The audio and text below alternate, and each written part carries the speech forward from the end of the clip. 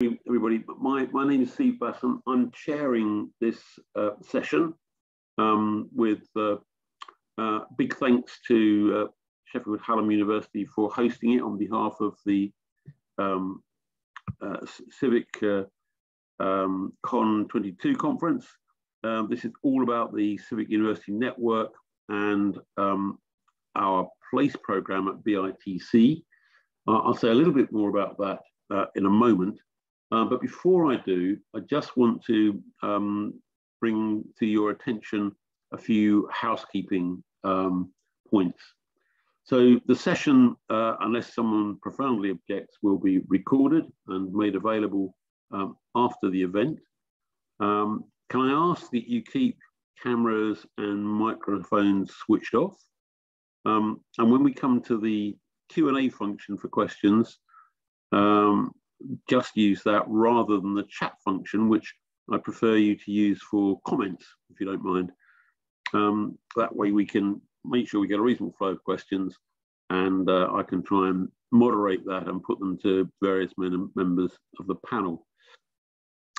I ought to say just a couple of words before I introduce our first speaker, and that is that this event is very much the product of work that business in the community has been undertaking over the last 9 or 10 months in producing its report on the business of levelling up, which we're obviously promoting and inviting comment on, and this will enable us to partly explain that work, but also relate our place and levelling up programme to work that's been undertaken over the last few years by the Civic Universities Network.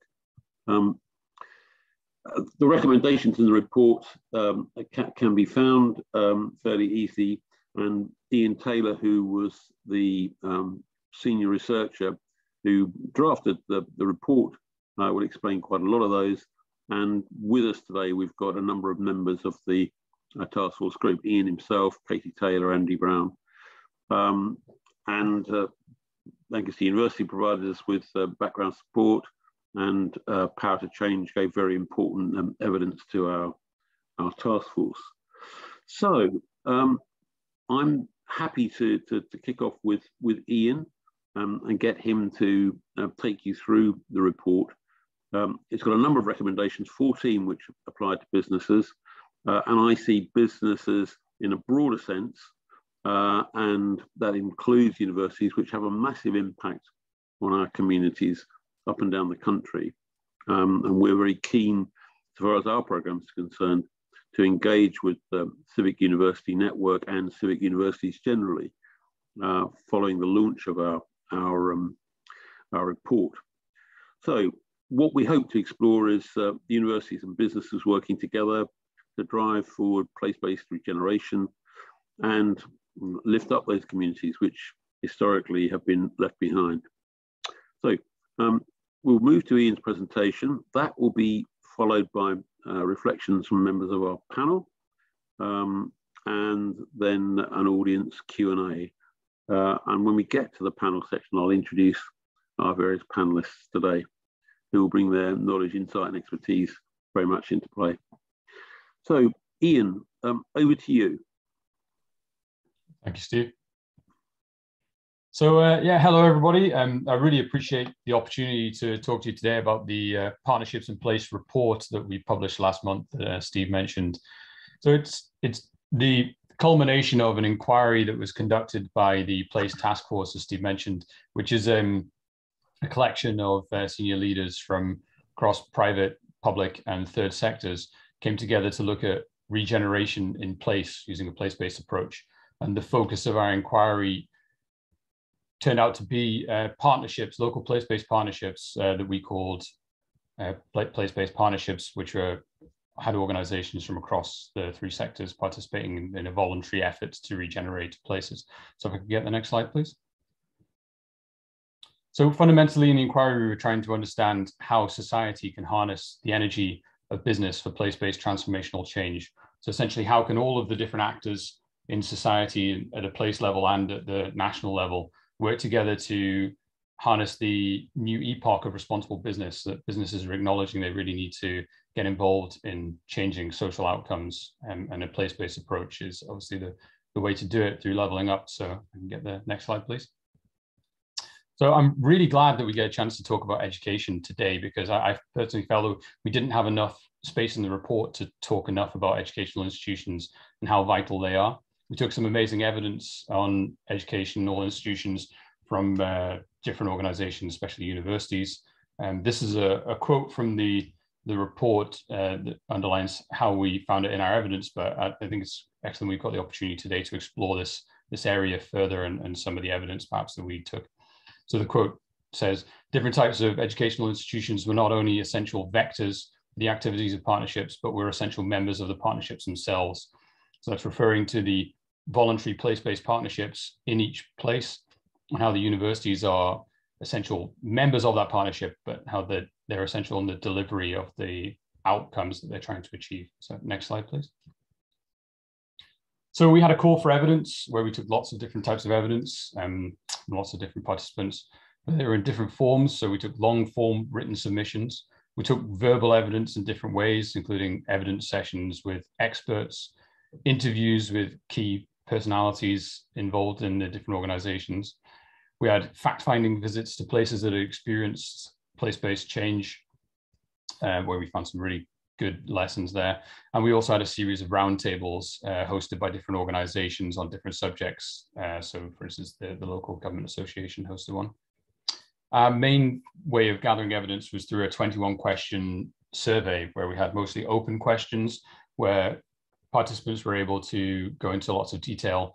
But those surveys also included several multiple choice questions where we were able to generate some numerical data to triangulate. So next slide, please.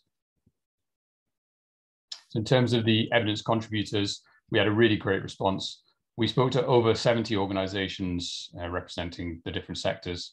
And in terms of the business contributors that we had, they actually represented a quite sizable proportion of the economy. So to give you an indication of that, the evidence contributors from business had a turnover collectively of over £100 billion in 2021. So they represent a sizable proportion of the economy and lots of resources. In terms of government, we talked to local governments from across England and Scotland, and we talked to associations as well, the National Association of Local Councils and the Local Government Association. And we spoke to civil society organizations of different scales and different places, charities, but we also categorized universities in the sector of civil society when we were categorizing the different sectors. So next slide, please. So one of the main findings from the report was that action itself is needed. So the action is detailed in the different recommendations throughout the report, but just establishing the need for action was quite important. And we did this by asking the participants to assess on a scale of 1 to 10 how conducive they felt the current environment was to businesses contributing to regeneration efforts. And as you can see here, it's disappointingly low. The overall assessment average was 5.9 out of 10. So clearly quite distance to go before we get that to an ideal level or even close to it. But what was really interesting about that was that the lowest scores of only 2 out of 10 on that assessment came from very large businesses. These businesses had revenues of multiple billions of pounds, so representing a lot of resources. And they said that they felt the environment was really not conducive at all. And furthermore, what was really insightful about that response was that these businesses, in their explanation of the reasons, the factors that they cited for why that wasn't conducive, they cited both internal factors to their business and external in the wider environment, showing that action is needed for change both within businesses and in general in society. So go to the next slide, please. So we took evidence in different ways, and we got lots of very rich qualitative data, such as this quote here from the CEO of Anglian Water, talking about how a place-based approach has been a really good way of showing that much deeper engagement with communities, and how it opened up projects and opportunities that never would have come across before. That was really, really useful in understanding what was going on. But then we were able to triangulate that qualitative data with the numerical qualitative data with the numerical quantitative data. So represented in these charts, some of the numerical data we took. So for instance, this on thematic business impact, and then the one on the right on leadership role. So we were able to identify strong trends in the responses. and then analyze them in different sectors, really understand what's going on and triangulate that with the qualitative data. And it really gives a good understanding of the mechanisms that were happening. So could we get the next slide, please? So in terms of the structure of the report, and I believe the report, a link to the report is being put into the chat while I'm talking. So I encourage you to go and have a look at it and to help you interrogate that report. The structure is in 3 parts. So section 1 was, we had the working title of a situation report for that, where we were looking at the overarching situation. So what was happening in the UK as a whole, and what was happening in each of the nations of the UK. And we were trying to identify things that were working and opportunities for actions to improve the environment for business engagement. And then section 2, we spoke to organizations that were engaged in place-based partnerships. And we identified successful activities, so therefore identifying best practice. And so in section 2, we talk about the things that can be done practically by organizations and from different sectors and by the place-based partnerships themselves to be successful. And then in section 3, we looked at identifying the roles of organizations in different sectors in these place-based partnerships and how the different partners involved can play to their strengths and support each other. So universities are an example of one of those organizations. So next slide, please.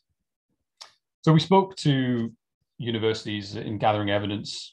We got evidence from universities across all points of the compass. So for instance, the University of Plymouth, University of Bradford, University of Sussex, University of East Anglia, and they gave us some really good insights. We heard how universities are engaging with place-based partnerships fundamentally as partners. So examples of that are in Coventry, in Blackpool, and in Sheffield. And we also, we know that universities are really important for developing regional economies and regeneration the world over. That's important. And we heard evidence about how that's happening in the UK. So for instance, Sheffield Hallam are engaged in lots of outreach to businesses. So their students are getting involved in working with businesses and volunteering. And they're also engaged in projects such as the Olympic Legacy Park, which is nurturing that innovation connection with business, which is fundamental to place-based regeneration. And we also highlighted in the report the civic universities agreements as an asset that should be leveraged at the local level. Those are geographically bounded, defined areas that each university has said is their area. And so it's fundamentally place-based. But what's really important and exciting about that is that approximately 70 to 75% of all universities have signed up to the responsibility of being a civic university. And so they're drawing up agreements in which they're going to define how they're going to have a strategy for regenerating the place and helping it grow. And so that's an asset that should be engaged with at a place-based level. Great. So we have 14 core recommendations underneath 4 key findings within the report. And these synthesize analysis from the report. So I'd encourage you to look beyond the recommendations, especially if you find a recommendation that you think is important, and look into the analysis that lies behind that. Next slide, please. So key finding 1 is a general finding that goes across the whole report, that collaboration is essential. Next slide, please. So we have 3 recommendations within that key finding, that all sectors need to work together to form place-based collaborations. We identified 3 roles of a connector, champion, and ambassador, and how those roles are fundamental staff roles within place-based partnerships and how they can help a place collaborate and improve social outcomes. And that all partnerships need to deliver early action, understand the local issues and opportunities, develop a vision and action plan, and measure their impact. And we have identified in the report ways to achieve that recommendation. So next slide, please. So this finding 2 refers to section 2, which looked at best practice. So how business leadership can drive that successful partnerships and place-based transformation. Next slide. So this has 3 recommendations within this finding: that partnerships need to be driven by an independent chair, the need to secure senior level buy-in, which is fundamental for the long-term commitment that's required for a place-based approach, and that businesses should play a key role in tackling the challenges of a place. They can get involved in that. Next slide, please. So key finding 3 is that unique resources of each partner need to be leveraged, and that refers primarily to section 3 of the report, looking at the different roles. So next slide. So yeah, that's got 4 recommendations within that key finding: that businesses and civil society organizations and local government should all play a key role in setting a strategy for a place, that businesses should utilize its knowledge and assets to benefit partnership and the wider community. We saw in the evidence that we took that how well that can work. And that businesses should use their substantial advocacy capacity to advocate for a place on a national level between different levels of government, basically surfacing the problems of a place. And recommendation 4, that businesses should harness their supply chain to engage more organizations in a partnership. So next slide, please. So this final key finding 4, was about central government and what it can do to involve businesses in leveling up. So here we have 4 recommendations associated with this finding. That central government needs to facilitate effective local partnerships that will work closely with the leveling up directors that they're appointing through funding connectors. Town deal boards and how they can build on the unprecedented level of collaboration that's been achieved in some places through those boards, through increasing their capacity and through revenue funding. The leveling up funding needs to be flexible, long-term, localized, and aligned with the leveling up missions to maximize the engagement of business and deliver transformative change. And we talk in the report about how an intermediate level of government can be used to do that. And then finally, we have a recommendation on tax incentives that can help direct attention and resources from businesses into a place-based approach and essentially turbocharge that change that can be achieved at a place level with the help of business. So that's a quick run through of the recommendations in the report. Yeah, I'm looking forward to this conversation and seeing where we go. Thanks, Steve. Ian, thank you very much for that. That was very whistle-stop tour, but a very helpful one, which should enable us to have a well-informed discussion. I'm now going to introduce our panel. We've got a group of colleagues that have been, some of them working together with the task force in producing the report, and all made a contribution one way or another in doing that. So I'll just briefly introduce them, and then I'll get each of them to sort of make a comment about the importance of this work in turn. So Andy Brown is the head of sustainability at Anglian Water and was a member of the task force and very active in this field. We've got Dion Williams, who's the associate director for enterprise and engagement and the Director of Research, Enterprise Innovation at Lancaster University. We've got Daniel Cohen, who's a local economics manager working for Power Change, who gave very critical evidence actually to our panel. And we've got Katie Taylor, who's the Chief Customer Officer for Southern Water, probably one of the hardest jobs in the water industry. I'm being a bit unfair here, but it's a delight to see you all. So the sort of key question, I suppose, for everybody really is drawing, on your experience. Why do you think the place-based partnerships, particularly those between universities and businesses, can help drive transformational change? And listening to Ian, I suppose that does give us some background to this. Perhaps I'll start with Dion and get him to think about the ways in which, or explain to us the ways in which Lancaster engages with businesses and the power of that work. Very happy to do that, Steve. So we were actually founded in 1964, and in our founding articles, it really does emphasise that we were established as a university for our region, and that mission has not changed over the last 60 years. And whilst we are an internationally leading university and aspire to be world-class in our research and education, we also very much don't see any tension in terms of that mission, but also being a university of our region. And indeed, many of the main global challenges that we now face are also specifically challenges of our place. So that's everything from the environment, sustainability, digital adoption, connectivity, cybersecurity, responsible business, innovation in place and innovation leadership, health and care. And we also frame these as challenges, but also opportunities for the growth and prosperity of our region as well. And for us, very much, it's about taking multidisciplinary approaches to multi-sector, public and private, large and small opportunities, and working through long-term, deep collaboration to make a real difference in place.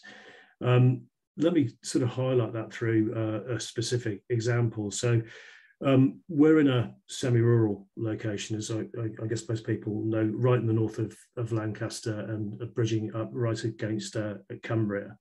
And the main employer in our region is BAE, but predominantly we're surrounded by small, medium-sized enterprises, and we're not in a major urban environment at all. But we've been working in collaboration with BAE Systems as two key anchor institutions really closely now for probably the best part of 10 years since we really established a strategic partnership. And that's taken us on a really, really interesting journey, and not one that was necessarily expected when we set out. So they originally came to us because of the work that we do with our SME communities in terms of struggles they were having around digital adoption with SMEs and their supply chain. That led through a whole series of programs and interactions. We drew money down from central government to support that. We jointly with Sheffield University conducted a science and innovation audit across the north, looking at the opportunities for industrial digitalisation to transform our economy. That led on to our partnership in a Made Smarter Northwest pilot.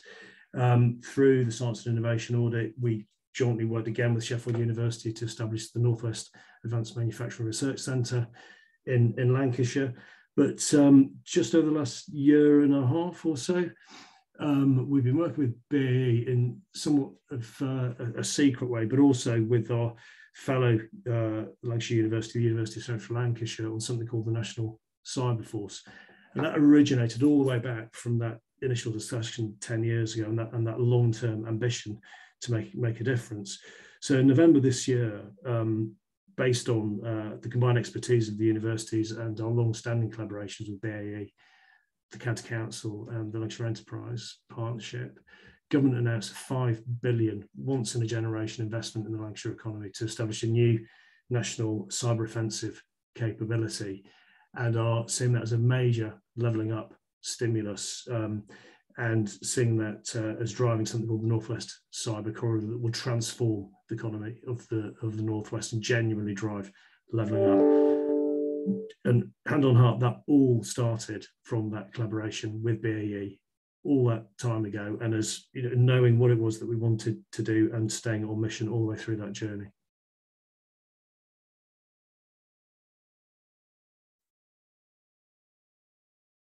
It's a good start, Dion. Thanks so much for that. That was a very insightful short insert. So I'm going to move on to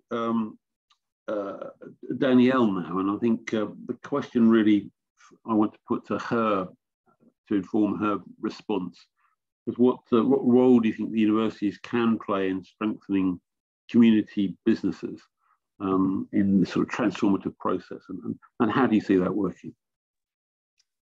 Thanks, Steve. Yeah, so Power to Change, we support community businesses, and just for anybody who's not familiar with that term, community businesses are organisations that generate a positive social impact. They're rooted in and accountable to a specific community, and they derive some or all of their income through trading activities. So they're everything from community hubs and city farms to music venues, community-owned pubs, cafes, bakeries, shops, a huge variety of different organisations.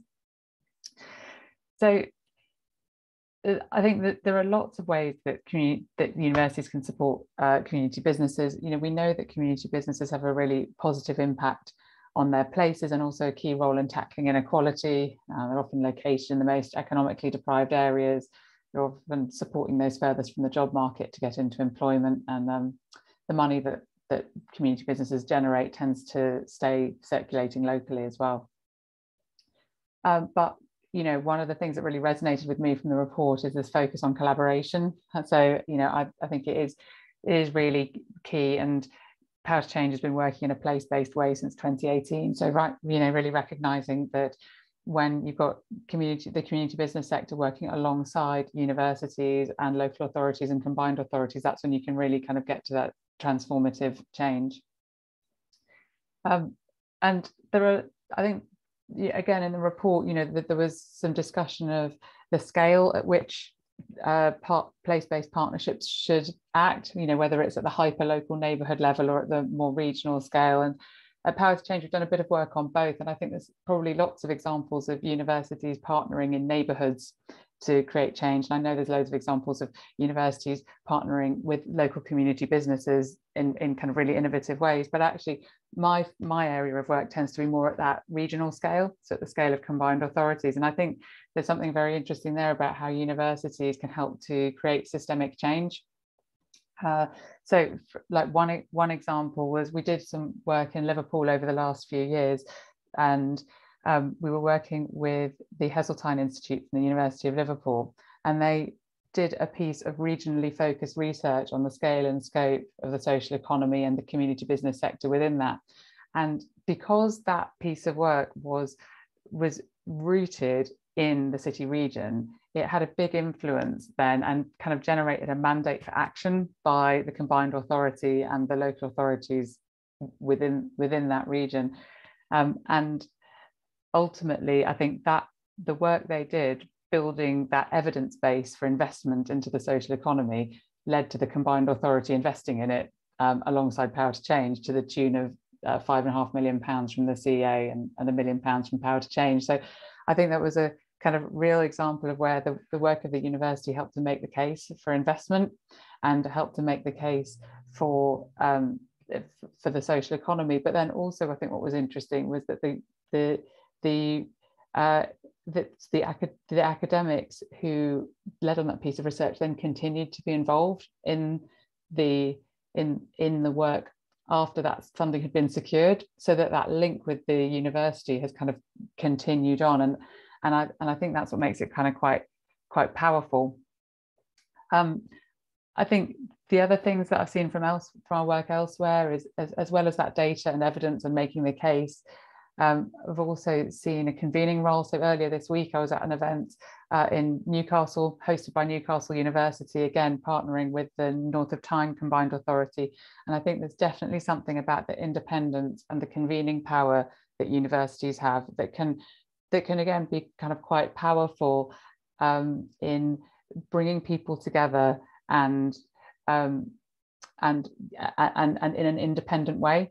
So independent of the local authorities and the combined authorities, and again, then it provides lots of links in to the academic sector, which I think can bring lots of other benefits as well. And the final thing I would say about how I'd love to see universities supporting the community business sector is as anchor organisations in their own right. So through their own procurement and commissioning and work in growing the market for community businesses.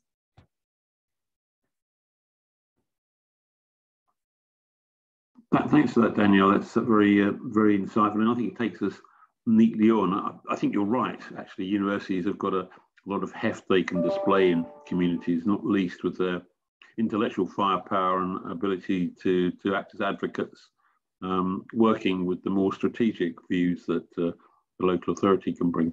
That takes me on to Andy Brown, who works for Anglian Water, as I explained.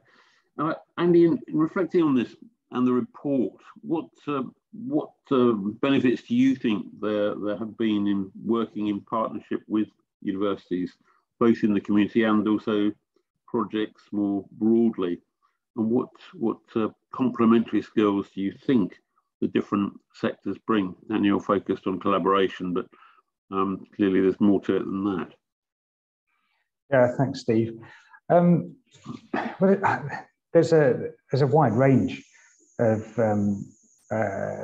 benefits that come from collaboration and working together, and often it's not until you get into that you start to create a collaboration, you develop a relationship, that you start to really uncover some of the benefits that are there, which you didn't realise were there in the first place. And as you know, we've done a lot of work in Wisbech and in a couple of other areas in terms of place-based regeneration and trying to create these coalitions of the willing. And you know, simple things just from working across the broader educational sector was, you know, raising the aspirations and opening the minds and providing a window to what the opportunities are out there to people coming through the kind of earlier stages of the kind of educational process. We found that absolutely invaluable in working with schools and linking up with universities and actually broadening people's understanding of what they could get involved in and what they could achieve. And for us, that really led on to then a consideration of, okay, well, where are our skill gaps, and not just our kind of skill gaps, but also in our supply chain. You know, in terms of what we were trying to deliver over the next 10, 15 years or so, where were we going to have some pinch points, and how could we utilize the talent that we were discovering kind of in the younger generation in some of these places, and bring them through and into our businesses and into our supply chains. And I think that kind of links to one of the recommendations that Ian mentioned. I think it's recommendation 10 about utilising your supply chain. And so, not a university to start with, but we were working with the College of West Anglia in Wisbech to create specific courses, which we then supported the teaching in. And if students were going through those successfully, we would guarantee an interview into our apprenticeship program or an apprenticeship program within our supply chain. But that then developed into a broader set of opportunities and some discussions around developing degree level apprenticeships. And we've now got particularly digital and kind of information services degree level apprenticeships linked to universities that are coming through in Wisbech as well, which is absolutely fantastic. But as Danielle mentioned, the opportunities for research are also they're really critical. And as we were doing our work in Wisbech and trying to understand what were the real barriers to a successful kind of regeneration of the town, some of those were to do with kind of much broader and bigger challenges than we originally thought, and a lot to do with kind of the issues of climate change and economic issues and drivers around kind of agriculture around the region. And so that's led to the opportunity to explore a broader range of kind of research activities with a number of different universities.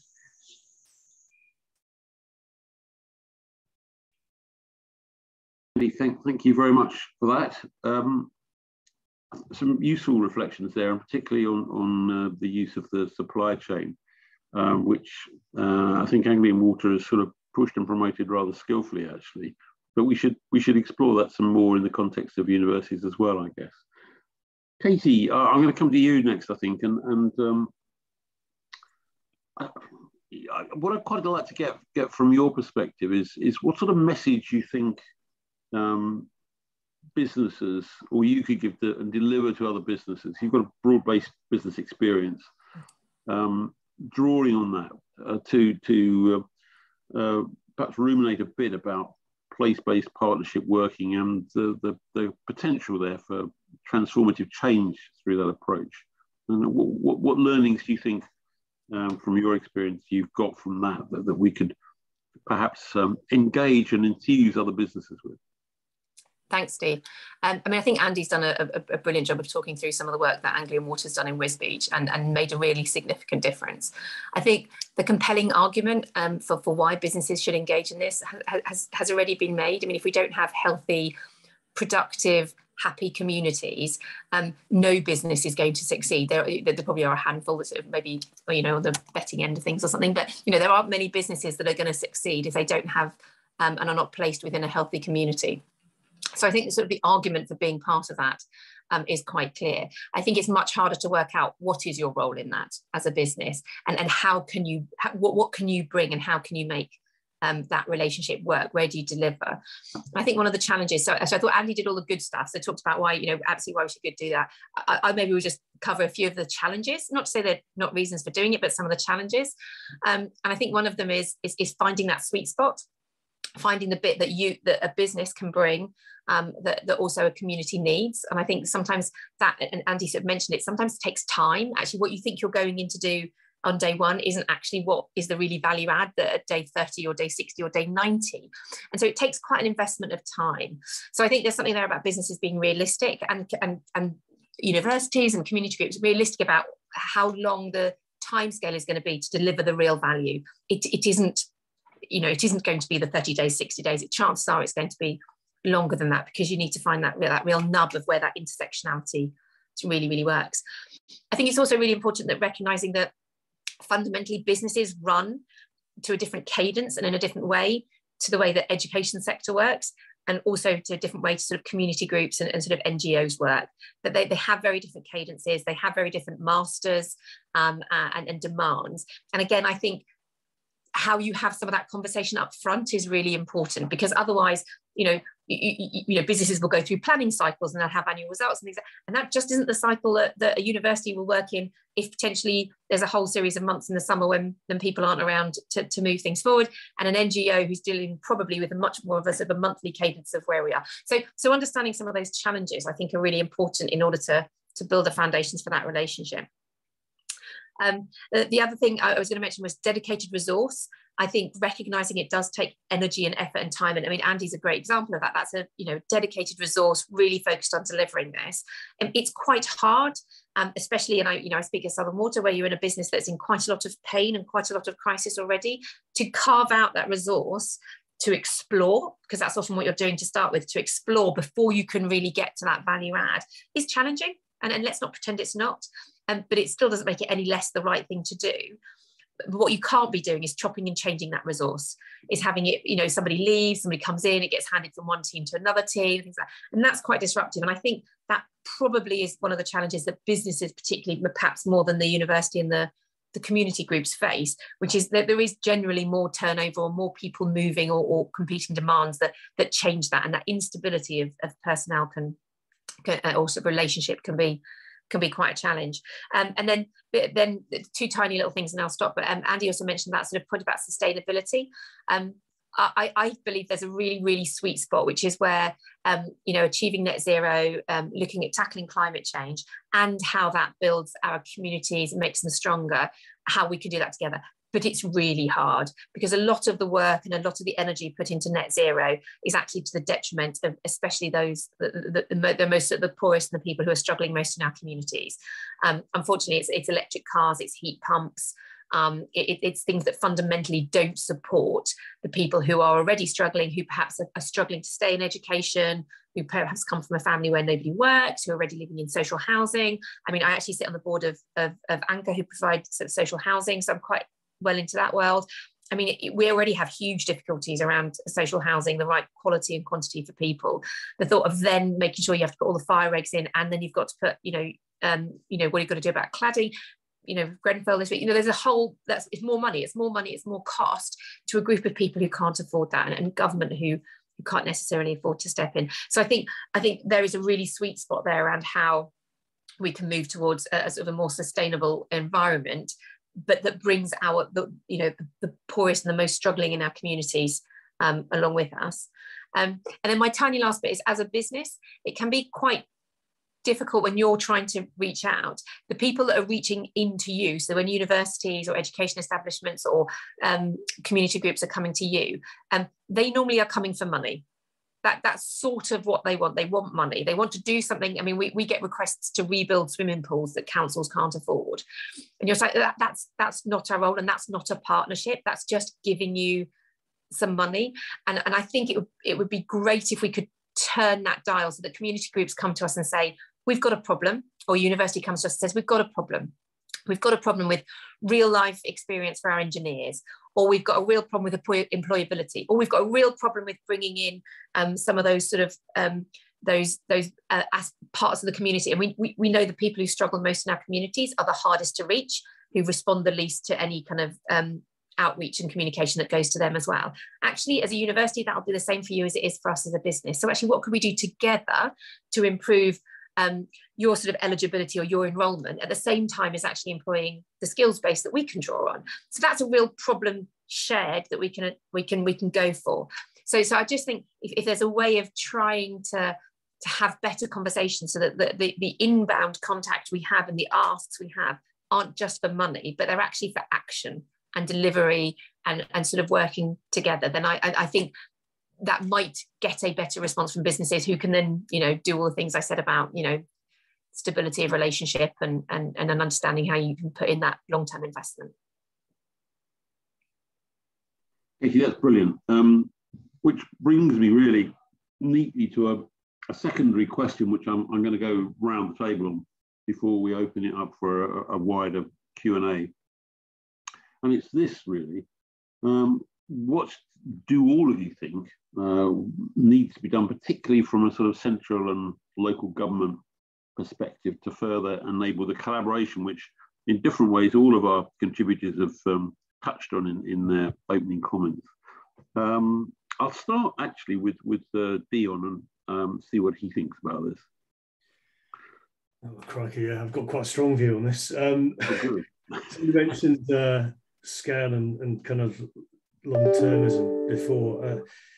It's really difficult for us all to make a difference when government chops and changes economic policy at such a regular rate or doesn't back it with sufficient finance. I mean, we're all here because we're community anchors in our place with that long-term commitment. But I've seen the rise and fall of the RDAs, the business links. There's a lot of uncertainty around the LEPs now. Historically, we've done a huge amount through things like the European Regional Development Fund, absolutely transforming our region. But we're now delivering some community renewal fund projects. Shared Prosperity Fund has been announced, and we've gone, if you like, in my time at Lancaster, from a whole kind of regional approach, working with the Northwest Development Agency, now to working with lower tier local authorities who've all been given their own separate allocations of shared prosperity, and it makes it very hard to bring together coherent programs at scale that drive impact and really make a difference. The other point I'd make as well, and we're seeing this manifest with shared prosperity. So the Community Renewal Fund was only launched last Easter, and that was supposed to be evaluated to establish best practice that would inform shared prosperity. Shared prosperity has been announced whilst the Community Renewal Fund projects are still being run. We also have paid, it must have been hundreds of thousands over the years across multiple ERDF projects for independent evaluations and to establish what works, what doesn't work, how things could be improved. I think there's some kind of office in Whitehall somewhere where all of these reports are lodged and nobody actually looks at them and works out what it is that we should actually be focused upon. So more long-term, a more evidence-based approach, and let's actually listen and learn from evaluations and make them meaningful. I couldn't agree more about all the chopping and changing, and we actually say in the report that there are far too many pots and we need to have a more coherent funding regime. And I think you're right in your observation about the different structures that have been used locally and regionally. We need to get a more coherent system together. But anyway, that's just my opinion. Danielle, have you got any thoughts on this one? Yeah, thanks. I mean, I see where Dion's coming from on this. I think that lack of coherence can be a challenge. I think also in terms of what central government can do. I mean, we've had like really positive experiences working at the combined authority level, but I also think that for places to change, then communities need to be empowered to make decisions about the places where they live. So I think devolving beyond the metro mayors would also be positive, but I do also take that point about the coherence. And I think the thing is, devolution it is a bit of a patchwork, isn't it? So it's that there is a bit of a lack of coherence there, but I think empowering local people to take those decisions and also crucially resourcing them to be able to do that. So community businesses, while they have a huge stake in local places, they're also operating on tight margins and frequently under-resourced. So they need to have the capacity capacity and the resource to be able to contribute to partnerships as well? Yeah, I mean, I guess it's that thing of what is the appropriate level to devolve to for particular purposes and functions. I guess in service delivery terms, lowest possible level. I guess for allocation terms, a level which has a local feel of being democratic and accountable on top of that. Katie, any thoughts on this one? Well, I'll come at it from a slightly different perspective because I think Dion and Danielle have made really good points. From a sort of a business leaning into community, the reality is that you have to fight through government in order to get down to the things that need to be done and help with community. It is not as if government's there welcoming you with open arms, going, please, please come and help, we need help. They're sort of partly in denial about what the issues actually are, because that doesn't fit the rhetoric. So you can't even get them to have an honest conversation around actually where the issues are. And if they do have those issues, they certainly don't want private business to help, because there's a huge skepticism about the value that private businesses can actually bring to those communities. So for me, the two big barriers, so they're not even not helping, that, you know, they're actually putting those barriers up to businesses. And so therefore, if you could even get over those two, that would be a massive help. If they could then encourage businesses to do more, well, then, you know, that would be absolutely wonderful, which is just recognizing that a huge number of businesses across the country have stepped in through those austerity years as things have been cut. So I came from public transport. The number of services that we picked up and ran additionally because the councils and the local authorities had cut funding was massive. But could you get anybody in government to even recognise that happened, let alone actually celebrate it and say this is a really positive thing? Absolutely not. So I think it's that whole kind of skepticism or that sort of rhetoric around it. I think that would be really helpful. That would be my sort of change. Yeah, I think you're right there. It's odd, isn't it? Because the Levelling Up white paper talks about making use of the private sector, but it's making use of it rather than engaging with it, and there's a difference. I think that's what I found slightly worrying about it, and why our pitch about the role for businesses in Levelling Up is really important. Andy, I'd like to come to you. You've got a lot of experience in dealing with this at the sharp end. What do you think government could do that would help? Yeah, well, building on what everyone has said already, actually, I mean, absolutely, kind of to support Dion's point about a bit of long-term consistency. I think that's incredibly important, and you know, I'd like to see. You know, we've had good experiences of working alongside some of the locations which have received town deal funding, and I think that you know, I'd like to see that continue, and that be a vehicle for helping to deliver change at the local level. But as you know, Steve, you know, that works where you can get the town deal board to operate, you know, as positively as possible, and having the right mix of business people, business input, civic input, and local political input into that town deal board is critical. And if you can get that right, then that can work really, really well. So I'd like to see kind of more of that.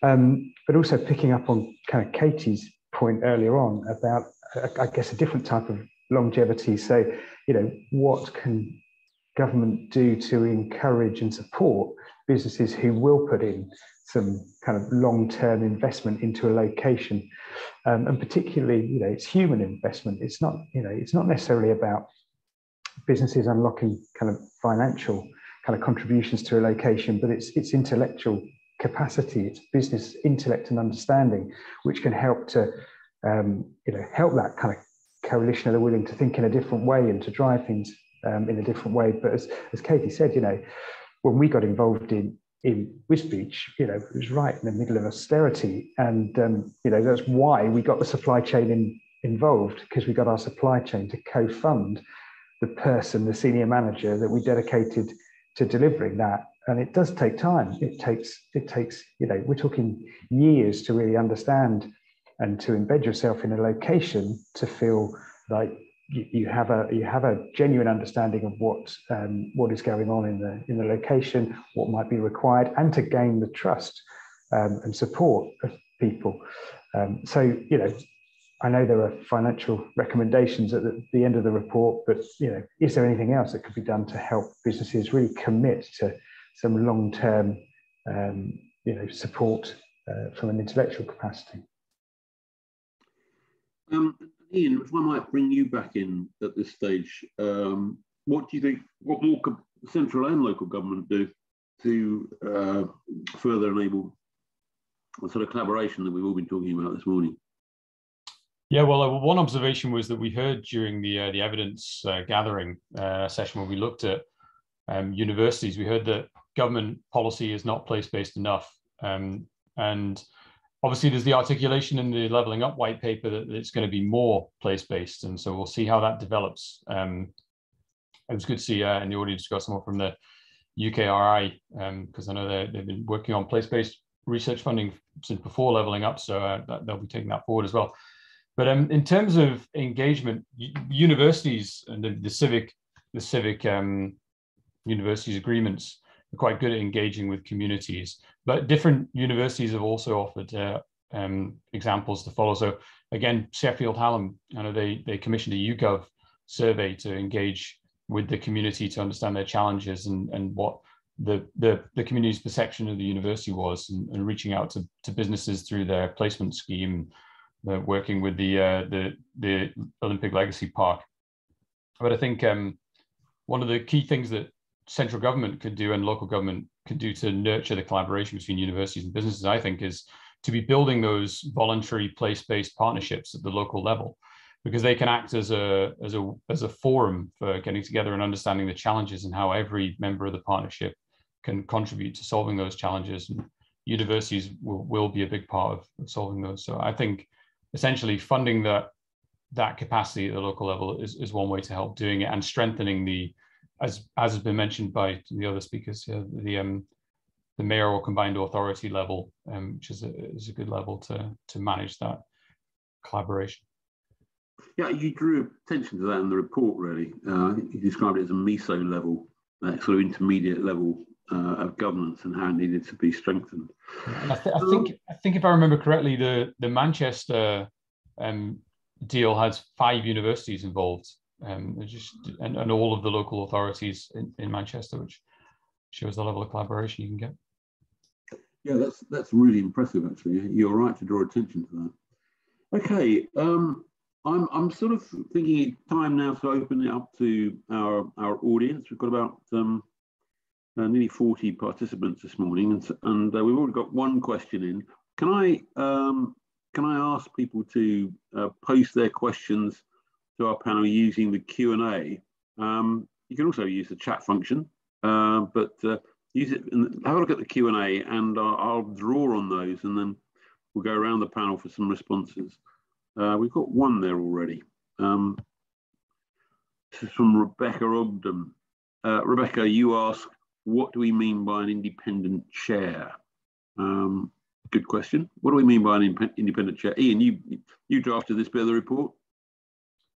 Yeah, well, so obviously there are organizations at the local level that have the ambition for independent chairs, usually from business.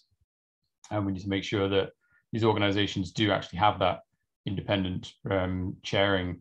And beyond that as well, the report made, you might recall, one of the recommendations made the recommendation that we offer capacity to these organizations such as the towns boards to make sure that they can exercise that independence. So the example, for instance, of Blackpool, they have capacity funding independent of the local authority. So they are able to fund a bit of activity in order to articulate what they really want to do. And I think that there is a bit of a danger that we identified in the evidence that we gathered, that local authorities have a lot of capacity, and so they can end up crowding out the other stakeholders in a community. And so if we're able to offer capacity to those other actors to make sure that that voice can fully be articulated and is more of an engagement rather than just another government-led activity, which has happened to some of these kind of initiatives in the past. I don't know if any other of the panel have got any experiences of working with a non-independent kind of business representation. Well, actually, I was going to ask Andy to comment on this because he's very familiar with the Lowestoft Town Board. We've promoted, from BITC perspective, the value of having business people as chairs of the boards because we think that they do bring a degree of independence. But Andy, you've got a lot of experience of this. Yeah, thanks, Steve. Yeah, so I mean, I think what's kind of critical is whether the chair is from business or has been in business in the past. I think what's critical is the chair not being from the local authority that's responsible for the particular place. I think that's a critical element. If it's a business person, then they can bring a different perspective, but as long as the person's got kind of passion and a bit of get up and go, I think that's the other element that's really important. What we found in the past in working in different places is that what you need is that kind of open conversation, and it's and the chair taking the role to maintain that kind of political space, and to push beyond the kind of the issues and the kind of the restrictions of thinking about things on a kind of shorter term timescale when you're thinking about how you're getting voted back in on a kind of 5-year cycle. True. Katie, you were very helpful in your previous role at Go Ahead in finding people to go on the various town boards that we had a relationship with at BITC. Any thoughts on this? I think Andy makes a good point, which is about not having to, bend to the politics, because that often stymies things and can make things quite short term in terms of cycles.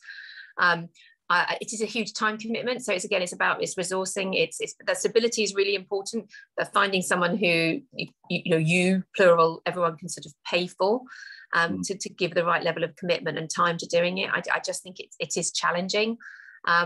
So certainly, where we've been able to put, business leaders into local town deal boards, I think that's been really good. I mean, what I'm not clear on, I'm not close enough to it now, but is what's actually been delivered under those town deals. And I know there was a challenge around it had to be infrastructure and it couldn't be sort of what we would consider OPEX, kind of more on sort of going community initiatives. It had to be sort of something in the ground, which I think limited some of the schemes. And if you're talking more in the education space, obviously it's not infrastructure actually often, it's more about participation, and it's more about education and bringing people in.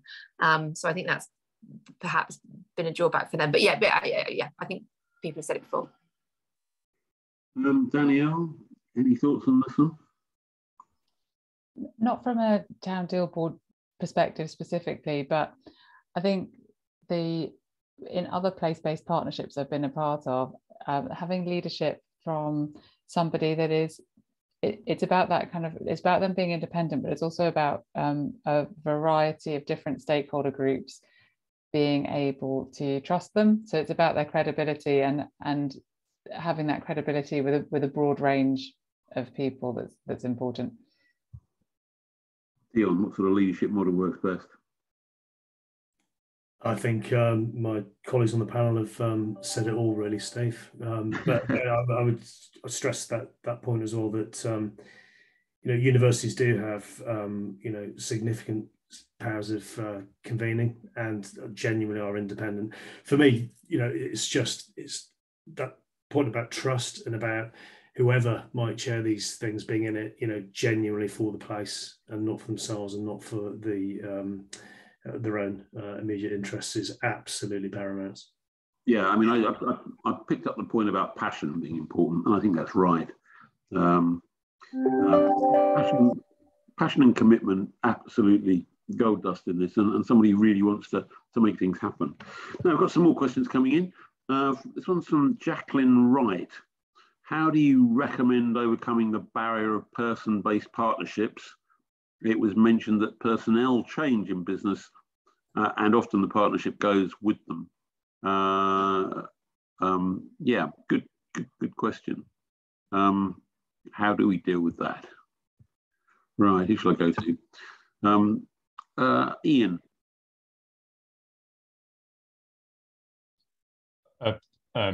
Yeah, well, I think with this one, the fundamental way to overcome individuals is, there's a couple of ways, but the fundamental one is drawing up a vision strategy, which we talk about in the report.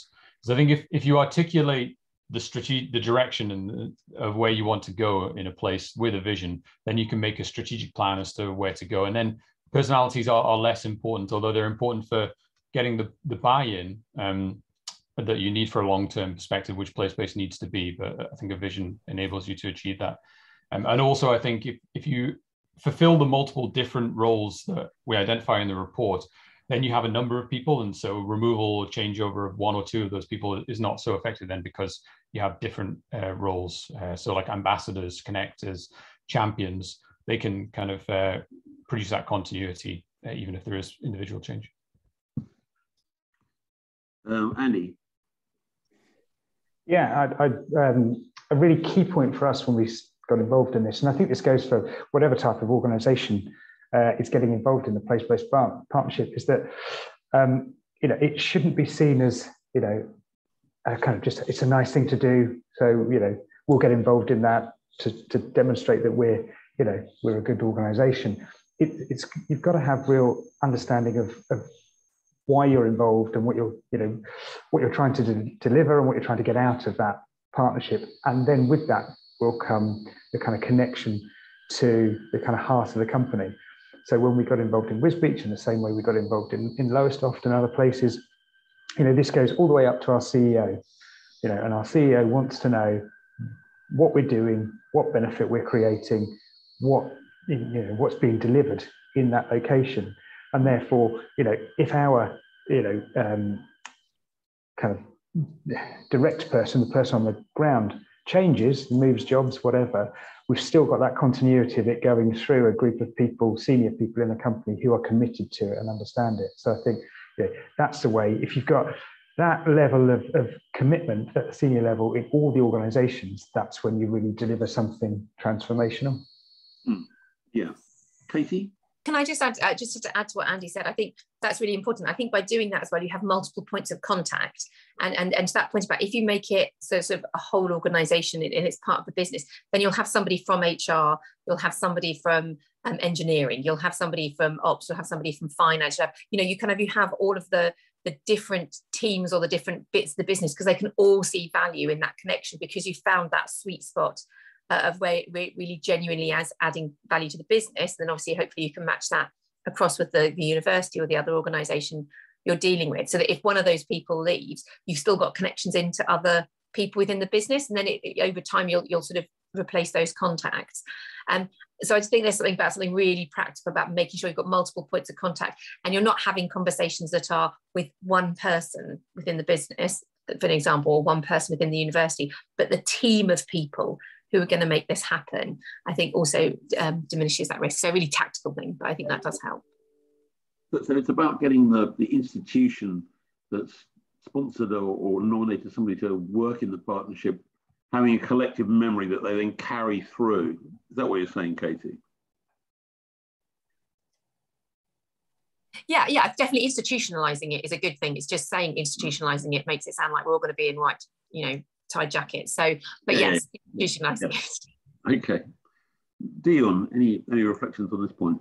Yeah, I totally agree with what my colleagues have said again. I mean, it's about removing single points of failure, because we have seen partnerships, even with major corporates, that have just been based on two people and disappeared as those folks have kind of moved on in their career. So it's ensuring you've got, institutional level buy-in to it, that you do have those multiple touch points, but you retain that memory, and you're finding ways of not over formalizing things, but ensuring that everybody's kept on the same page. And we work through formal partnerships, but also more informal means as well. But we always know who at any given time who might be the point person, and anybody who might be interacting with that business or other organisation can go to that individual, and there is the kind of memory of kind of what's happened and what's current. And it is just about ensuring that you maintain that kind of broadcast and regularly review and regularly go back to understand why it is that you started talking in the first place. Neil, you must have a lot of experience of this through your organisation. Yeah, I mean, I don't think I've got a lot to add to what's been said, though. I think it's been covered really well. But I think it's that sharing of ownership of the partnership. So Katie spoke about it in terms of multiple points of contact within a business, but I think whether it's a business, a university, community business, stakeholders, it's about having that shared ownership of the project, of the endeavour, of the partnership, so that it's really so that's really integrated, and then that does reduce the risk of one particularly passionate individual moving on and it all falling apart. Yeah, it's always an issue, always a concern, particularly when people move on. Now, I would encourage people to contribute to the chat. We've got a couple more questions. So one of them actually I think is quite an important and significant one, and that's what challenges have been faced in identifying and measuring impact. Ian, predictably, I'm going to come to you for this to start with, because you've got a lot of insight into this one. Yeah, well, we had a large section of the report on impact and metrics, and yeah, there is challenges associated with that. And I think one of the key thing to say is probably just embracing the lack of control of the important metrics, which is the outcomes, and that you should focus on your outputs, what you're delivering with your activities, but also keep an eye on the outcomes, because they're the ones that you really want to change. So we recommended some different metrics for that. There was the social fabric index is quite a good one for larger outcomes, because it's a composite metric, and you can draw down into the 5 different elements within that, and then there are 79 indicators that lie beneath that, and they're all open. I think 50 of them are open access indicators. And so, yeah, I think it's just embracing the lack of control of outcomes, because I think if you don't understand that, if you don't appreciate that at the start, I think it can be quite disheartening. And we heard evidence from people finding it a bit difficult in the first 6 months because they're not seeing necessarily the movement. And I think the lessons we've learned from best practices is that you need to be adaptive in what you're doing, your activities and your outputs, in order to move those outcomes. Andy, you're good on metrics. Anglian Water likes to measure what it's doing.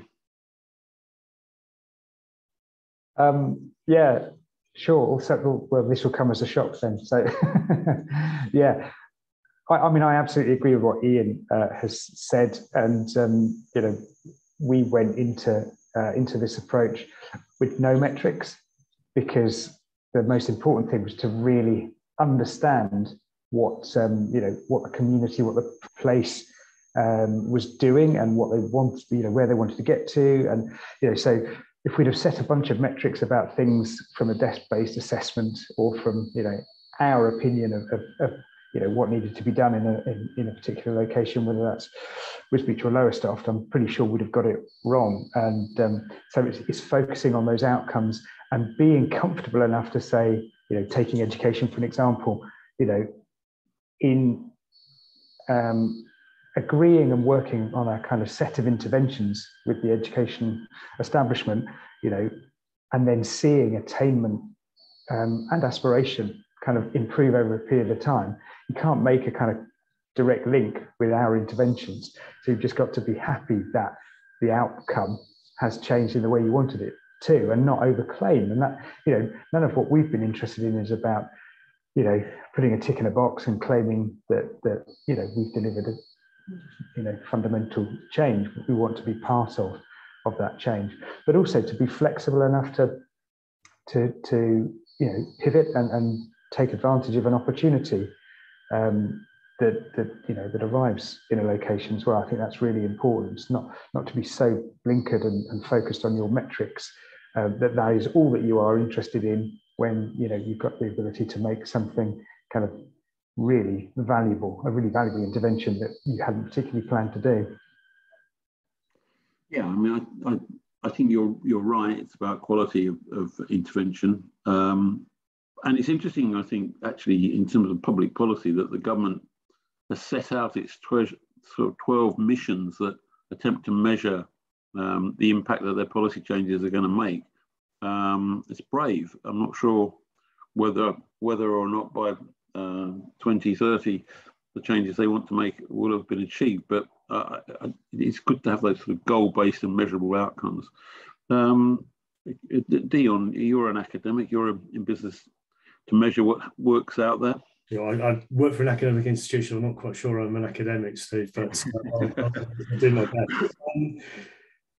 I think this is a real challenge for the university sector, and one that we've absolutely not cracked. For me, measures of impact need to be meaningful to those that you convey the impact to, and I don't think we do enough kind of co-creation and co-development of meaningful measures with our stakeholders.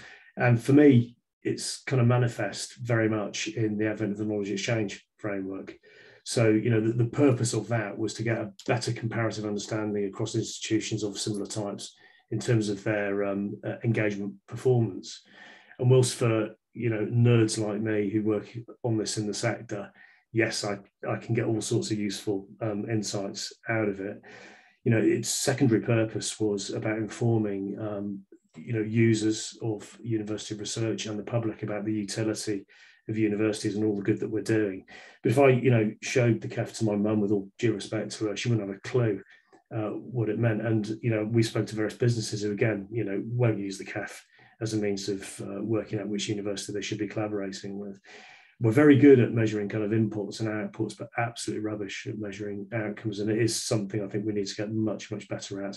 And I refer back to, my previous points about learning from evaluations as well. And, there's a whole enormous set of data that we could be mining and conversations that we should be having, but we're pretty rubbish at this, I've got to say. Yeah, yes, perhaps we are perhaps in the foothills of that as a development. Katie, any thoughts on metrics and measurement?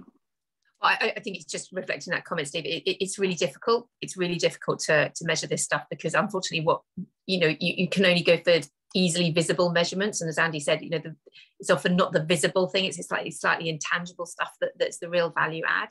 And there's a timescale point here as well, which I think was made in the report, which is this isn't a 3 month, this isn't a 6 month intervention, and often you're not even going to see results. Most businesses, communities, and university report in annual cycles. This is a 4 or 5 year value that you're going to get. You're going to see employability, for example. You're not going to get that in a year. You're going to get that over the course of 3 or 4 years as you collaborate with the university, as you look at what you can do around work experience and placements. And then over 4 or 5 years, you will start to see that pick up momentum, and you'll start to do that. If you start promoting, different job opportunities and education opportunities to deprived communities, that's not going to you might get 2 or 3 people through in a year. That's not really your outcome. Your outcome is going to be over 10 years. Suddenly you'll have this wealth of people and value, driven into that community, and you'll start to see things start to change, but it's going to take a long time. So I think it's just being honest enough about the fact that you measure the things you can measure, but they're probably not going to be the really core parts of the value you're driving, and accepting that the really big ticket stuff, it is long-term, properly long-term. Okay, Danielle, comment and observation from you. Yeah, I mean, Katie, totally agree. It's really difficult to measure place-based change. There's so many challenges in attribution. There are so many confounding factors. You need to do it over a long period of time, which means lots of other things will have changed in the meantime, and not just the interventions that you have made. But I do feel as though there's an opportunity for partnership with universities around it, actually, because they're based in a place, they are typically there for a long time. And, I think that bit about involving them from the beginning, I have worked in some combined authority areas where the university is involved at the start of the project with a monitoring and evaluation role, to try and measure, for example, the outcomes from growing the social economy. So it does feel as though there are opportunities to develop those partnerships and strengthen them, so that we get a little bit better about measuring and monitoring, but also I'm just, with a nod to Dion's comment in the chat, also telling the stories of what has changed over time. Yeah, Dion's popped a comment in the chat box saying exactly that, and I think he's right, that telling the story, developing the narrative is really important to building up confidence, actually, that we can make an intervention that begins to have a social impact. Now, there's a question here which I guess is very important, really. Our report sort of suggests setting up sort of structures that work at a strategic level, which run alongside what local authorities are doing. But Jonathan asks, where does local democratic accountability sit within local place-based partnerships framework? A good question. How do we ensure that we've got sufficient democratic input, working with the grain of communities, but at the same time draw in expertise that doesn't come from a necessarily elected body? Andy, you've got a lot of experience with local government from your work in East Anglia. Any thoughts on this one? Yeah, well, I mean, I think it's important that the place-based agenda is connected into the local political leadership, as they are kind of democratically elected. So I think that is really important. But certainly, in my experience, it's been invaluable to bring in. So like I said, you need three sectors to really make things work at the place-based level. You need the political sector and the political leadership. You need businesses to get involved and business expertise, but you need the civic sector. So if you get all three of those working, either through a formal kind of town deal board or place board arrangement, or in a looser arrangement, that's when I think you create the right space and you get the right mix of people to be able to deliver what will really turn a place around. I think also in our experience is to, I'm always keen to reach beyond the representatives. So, the work we did in thinking about Wisbech kind of vision, there was a formal vision group with representatives of different people. But actually, we reach way beyond that in terms of going out and actually talking to real people. So, I'm sure Katie will be familiar with this. We can have all sorts of customer representatives feeding into the company, but it's very different to have one of those than actually going out and talking to the people who actually live and breathe it. So, we would go and run surveys and questionnaires and seek formal input, and then the group, the kind of town group, the vision group, would meet at least annually in a completely open meeting where anybody was able to attend and to give their views on what was being put forward. Yeah, Katie. No, nothing to add to what Andy said. Right. Okay. Danielle. I think it's probably fairly obvious, but in the partnerships we're working with, we're tending to work with combined authorities and alongside them. So I think it's just recognizing that for all that I'm pro devolving things to local communities, you do need to also, there is a role for local authorities and combined authorities as the democratically elected governance mechanism that's in place. So I think we just tend to kind of remain mindful of that. So nothing to add other than that, really. Dion. No, nothing really to add other than entities need to be balanced and representative. EDI's got to be primary in the considerations, and also I'd make a plea for age-related balances as well. All too often you see white males in their 40s and 50s dominating on these sorts of constructs, and that to me isn't representative. And to Danielle's point, how you engage the community in a meaningful way is also super important, but also can be extremely difficult. Yeah, you surveyed and discussed quite a lot of these issues with local authority, and how important do you think it is to have that democratic input? Yeah, I think it's really super important. I think it's important to mention that in the report we emphasised the involvement of all the sectors, precisely because in some areas like this, it's a bit more natural to look to government to kind of do it all, when actually really all the sectors need to get involved. But when we surveyed all the sectors and the evidence contributors and asked them what sectors should be taking the lead in different areas, it was quite interesting that the areas that were really strongly associated with local government leadership were areas that really were associated with democratic legitimacy. So evaluating impact, which we just talked about, was strongly identified with local government, which is, I think essentially is because they need to decide whether something's working or not, because they represent the democratic mandate. And then setting the strategy, essentially leadership, strongly identified with local government that they should take the lead on that. And also providing funds. Implicitly, funds will need to be provided, and a lot of it's public money, and so they have that money, and so that's associated with democratic legitimacy of what's done with that taxpayers' money.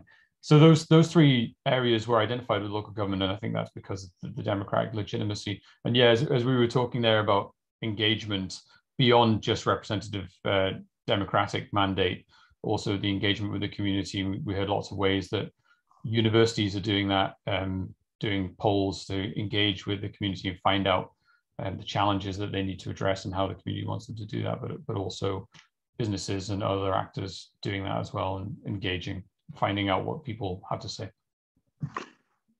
Terribly important thing to do, I think, and adds value whatever stage we're at in terms of developing transformational change. Now, I'm going to ask one more round of questions, and I'm wanting responses to be really short and sharp. So an anonymous attendee has posted a question. If there was one thing that could be changed immediately, what would that would make a big difference? What would it be? So, Andy. I was hoping you were going to come to me last then, Steve. I'm sorry about that.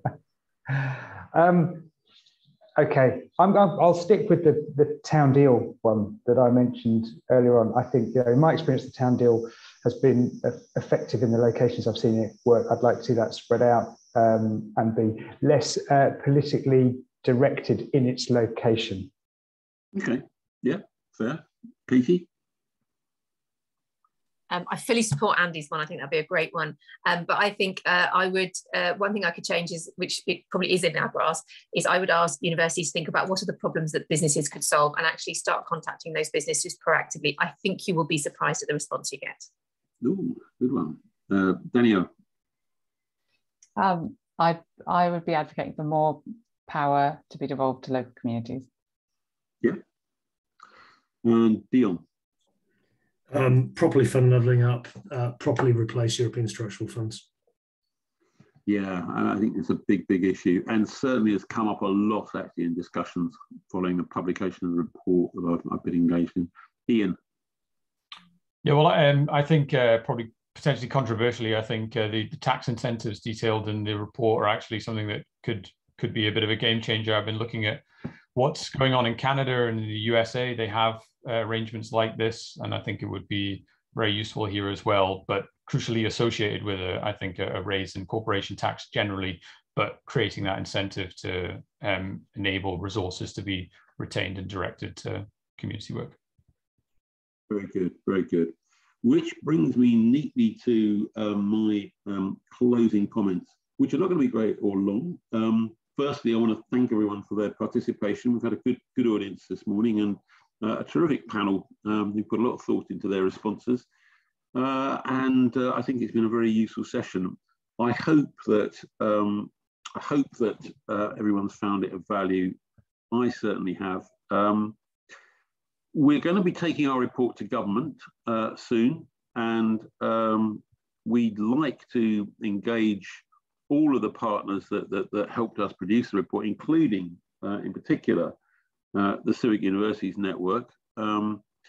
So we're thinking of doing a business-led letter with support from local government, civic institutions, and the third sector as well, to try and get government to take our recommendations more seriously, and also to promote those recommendations as well. So this is an open invitation to the Civic Universities Network to join with us in that. Can I draw attention to the CiviCon22 pop-up poll before I depart? This is to enable people to feed in their thoughts on the session, and the survey will be circulated to participants after the CiviCon sessions, which are taking place this week. So if you want to feedback on what we've been doing, what we've been saying, what we've been talking about, there's a very good way of doing it. And I also invite those who've been participants to have a good look at our report. It's a very big document, but it's incredibly rich and valuable. It's got a lot of content. Don't try reading it all at once, but do drill into it because I think it's got a great deal of value. So big thanks to Ian Taylor, Andy Brown, Dion Williams, Daniel Cohen, Casey Taylor for their help and support and participation in the panel. Big thanks to CiviCon22 for hosting us and to the staff that have supported today's event. And can I also thank those who popped things in the chat and asked the all-important questions. I've greatly enjoyed this. I hope our report has as much impact as the Civic Universities Network report did a few years ago. I think that if we work together and we collaborate, which has been very much a theme of this morning's discussion, we can begin to influence government policy and get better outcomes for all of our local communities. So thanks so much indeed, everybody, for your time and your knowledge, your insight and your expertise. Hope to meet you all soon again. Bye for now.